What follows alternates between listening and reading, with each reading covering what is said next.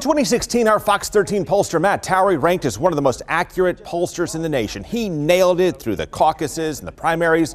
And then when other polls showed Trump losing, Matt came on our show and correctly predicted that Trump would win Florida and the White House 5 days before the election.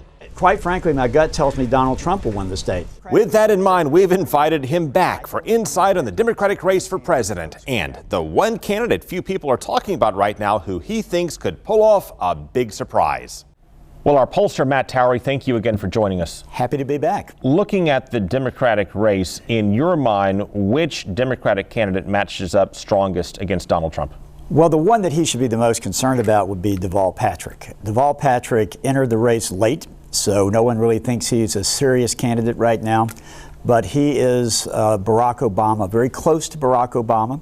He has a lot of the same attributes that Barack Obama had. He had really probably more experience as a governor of Massachusetts. And I think that if Deval Patrick were to be the nominee, he would draw the African-American vote out at a higher percentage than most of these other candidates will if they get the nomination.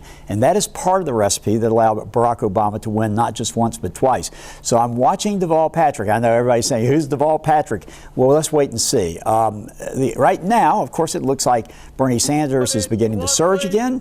Warren is dropping, certainly in Iowa. And, of course, you have Pete Buttigieg, who's also moving up in the polls. But I don't see any one of those candidates being as big a threat as Deval Patrick if he were to get his footing and win in these southern states where you do have a high African-American population in those primaries. If he could ever catch fire like Obama did, he could be big trouble for President Trump. Iowa can be very hard to predict. If Joe Biden exceeds expectations and wins the Iowa caucus, does he then become pretty much unstoppable? Well, his worst enemy is Joe Biden. Joe Biden has had a lot of problems in articulating his words, and he does seem to be a little bit old-fashioned. I mean, even his bus is called the No Malarkey Tour. I doubt many of our viewers who are under the age of 35 know what malarkey means. So that's been his difficulty. So should he actually do well in Iowa, that would be a big injection in his campaign because most people think he's fading away. If he were to win there or win New Hampshire, where he might even have a better shot, then he's a viable candidate all the way through. You have Sanders and Warren sharing the progressive lane. If one or the other drops out, does the other not absorb his or her support and therefore become suddenly the front runner? They do. And my theory all along has been that absent something like a Deval Patrick taking on and picking up, in the end, you're going to see the Sanders and Warren, their vote will coalesce.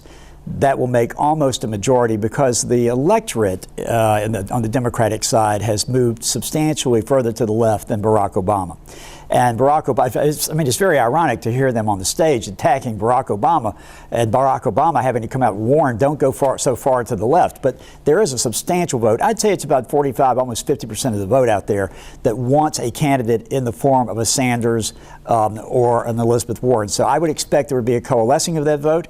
But whether it's in time or not will be the question. And then it begs the issue, do we have a broker convention? Because the superdelegates now come out at the end, not at the beginning. You know, these are the delegates who are elected officials and the like who weighed in very early on for Hillary Clinton, pledged their support. But they come into play at the very end. So that could really change the makeup of the entire Democratic nominating process. How far can Bloomberg get? Money doesn't vote. People vote, I know. But with that much money, can he skip the debates and still make a play at this? I think it's going to be very problematic for him. Let's use an example of our own state of Florida. So Florida is a state where Michael Bloomberg would probably have a better shot of doing well because of some of the electorate on the East Coast, the demographic makeup over there, the fact that we do have a good number of people from the North who live here who at least keep up with New York politics, for example. I would think he would have a better shot in a state like Florida. The problem with that is our primary is coming late this time.